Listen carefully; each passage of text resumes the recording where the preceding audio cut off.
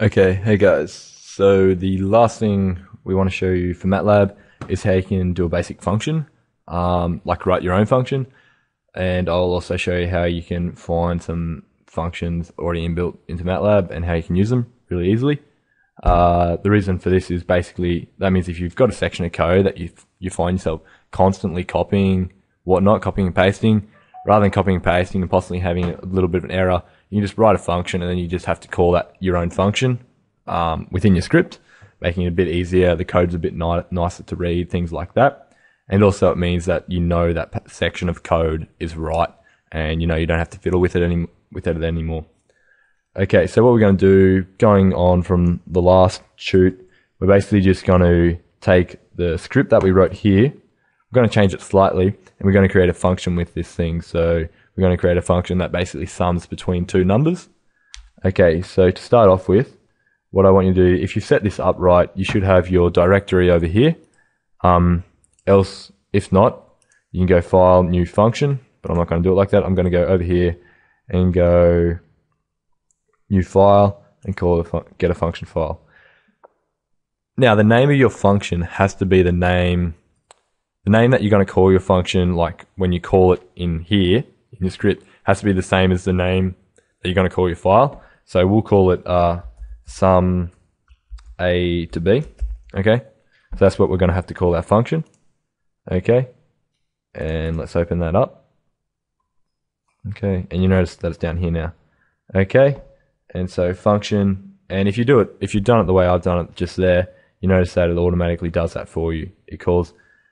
It sets it up as sum A to B. So you have function output arguments equals sum A to B, so the actual function name, input arguments. So our input arguments, basically the parameters that we want to pass to this function, will be A and B. Okay, so two variables. You can also write an explanation of your function. I'll do that right at the end. Okay, and your output arguments will simply be the output arguments that you want. Okay, so in our case, we'll just call it result. Okay, and then basically you got the end. So this is pretty good setup. It's just a bit of a template.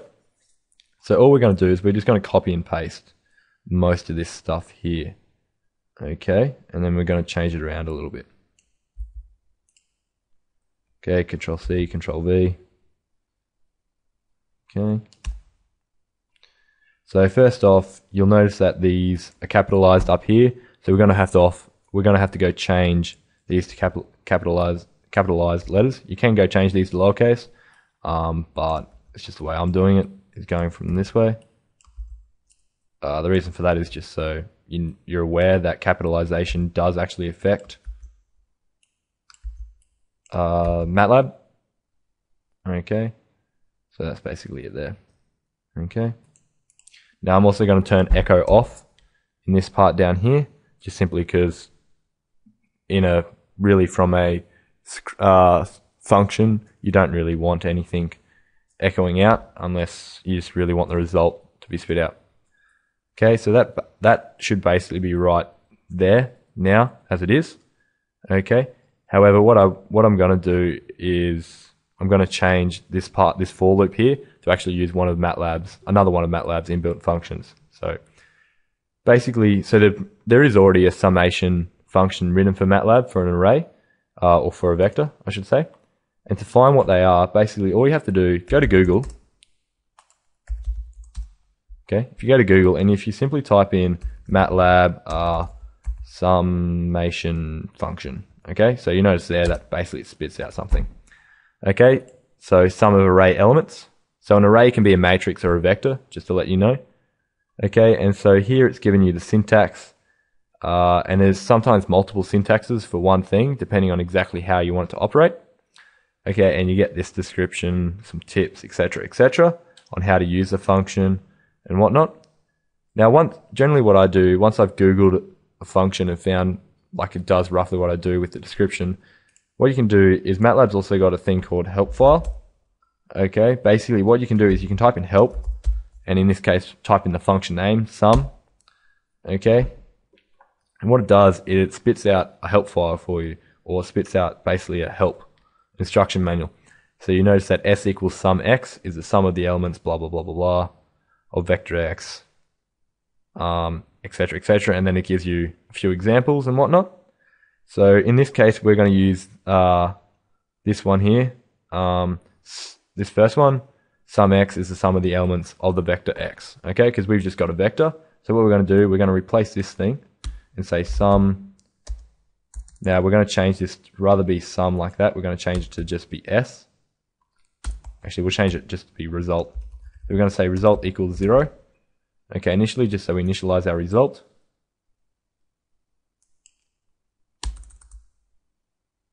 Okay, get rid of all that. And then we can say result equals, you don't really need to initialize the result in this case, because it should get overridden no matter what.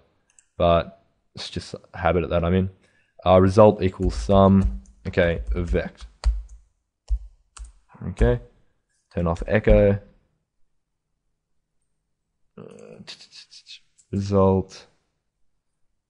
You also don't need to do this anymore, seeing as we don't need a for loop or the length. Okay, so all you need to do is check to see which is larger, initializing result if you want. You don't have to, and then say result equals the sum or sum of the vector from here. Okay, now to quickly and easily check that your thing works, what you can do is you can just simply try it in your command window down the bottom here. Okay, so sum A to B, let's see if this works, 3 to 5. Okay, and you get an answer of 12. Okay, so say that's basically how you can write a function. So that means we could say now, okay, sum equals sum A to B of 3 to, let's go 1 to 10. Okay, and you get an answer of 55. Okay, or because of the way we've written, we can also write sum A to B of, sum A to B of 4 to 3. Okay, and you get an answer of 7. Okay, so that's a nice way to write a function, and then you can basically simply use that function in any script. So what we could do instead of here, let's delete this one now, and what we could actually do is write sum A to B, let's just S1 equals sum A to B of 4 to 5, 4 to 9, 4 to 5, make it easy on ourselves, and then S2 equals sum A to B of 3 to 2. Okay, and so you could use this over and over, save that and run it. Okay, and then you notice that we've got S1 equals 9, sweet, and S2 equals 5, again, sweet. Okay, so that's a nice way of writing a function, your own function. Okay, you can also, what I do once I've written my function, you can put a bit of an explanation up here. So this function sums from A up to B, something like that. You might put an example or something rather, because that means you can also just simply type help sum A to B. Okay, and it gives you a bit of it spits out that help file, similar to how if you type in help sum, okay, it spits out this one. Oop. Okay, yeah, you should technically not have capital H, just have lower h help. Okay, and it works. Okay, CLC that just to get rid of that. The other thing is basically with MATLAB, what it does first, when you call something in a script file, the first thing it looks for is a variable name in its workspace. So when it calls this S1, it will first look to see if it's a variable. If it's not there, whatnot. But when it does this sum A to B, it will look for a variable. If that's not a variable, it will go look for a user-defined function, so a function that you created. If that's not the case, then it goes looks inside its actual under the hood of MATLAB and looks for an inbuilt MATLAB function. So just make sure that any functions that you've written are in the same directory as your script file, like in the script file that you're using. So you can easily copy and paste this sum A to B function that you've written into another directory and use it exactly how we've been using it here. Okay, so that's it on MATLAB. Hopefully those three parts of the shoot. So the MATLAB basics, hopefully they've gives you a bit of an understanding of how MATLAB works and what it can do for you. But yeah, basically Google's a great tool, and the way like in terms of this, the way that you can easily go find a function that you possibly that you think might be written by MATLAB, as well as using the help. Okay, the help in terms of the command window, simply by typing help. So this will spit out something eventually. Just hold up. Okay, so if you type in help, you get all this, and basically general purpose commands. They may be the one that you're looking into, but these are basically all different sections of commands that are possible for MATLAB.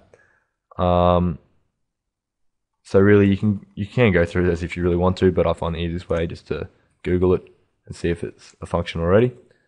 Okay, so yeah, hopefully that helps. Have fun with it. Done.